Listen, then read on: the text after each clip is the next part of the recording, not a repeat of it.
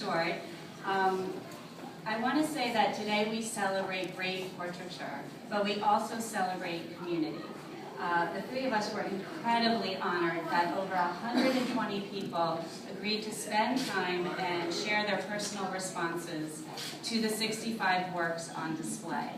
And I know that several of the writers are here today, raised your hand, and I want to acknowledge you again.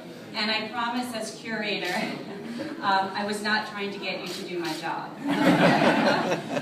Yvonne, Nancy, and I really wanted to give validation to the multiple voices that are in our community and to demonstrate that there truly is no one way to interpret a work of art. You may have noticed in the galleries that we are missing our sort of standard curatorial labels. This was done intentionally. We want to encourage all of you to spend time looking at the art and consider your own personal reactions and responses before reading those of others. Now, Yvonne mentioned that we mounted a show of this nature in 1990 when we were still over at the Pontona Village Library. And at that time, visitors wrote their personal responses on index cards and placed them in painted cigar boxes. And Yvonne has dug out a historic relic from that show. You can see here. So it truly is amazing how far we've come in 23 years. We've now traded in our cigar boxes for technology, interactive technology in the galleries, which we're really launching with this exhibition. So in addition to reading the responses in the printed exhibition catalog, you can also find them on the 2 touchscreens in the galleries, as well as on iPads, which you can sign out at the front desk, or you can go onto your smartphone to eye2eye.org. So there's multiple ways to access this information, and I also encourage all of you to please share your own personal interpretations and stories. It's really fun and amazing to see what we can learn from one another.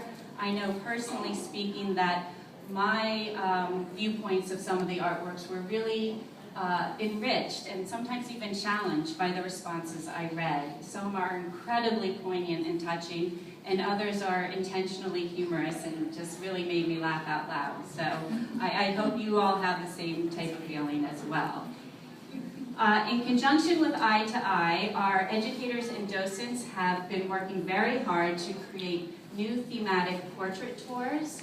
So every 2:30 tour will be slightly different, and some of the tour themes that are being developed include the significance of setting, costume and clothing, artist self-portraits, portraits of children, and my personal favorite, the Powerful Women's Tour. I hope you'll all stick around at 1 o'clock. I'm going to right now.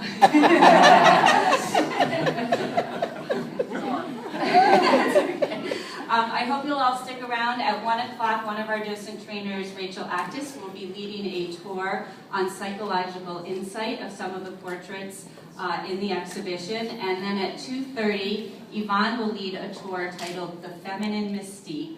And I would also like to acknowledge our other docent trainer, Diana Knobloch, who could not be here today.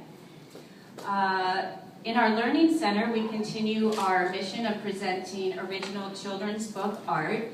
And today we open Artist to Artist, featuring self-portraits by 9 of America's most famous and beloved children's book illustrators, including our own Jerry Pinkney. I'm not sure if Jerry is here today, but I don't need to point him out because you will recognize him from his watercolor, just minus the bandana and cowboy hat.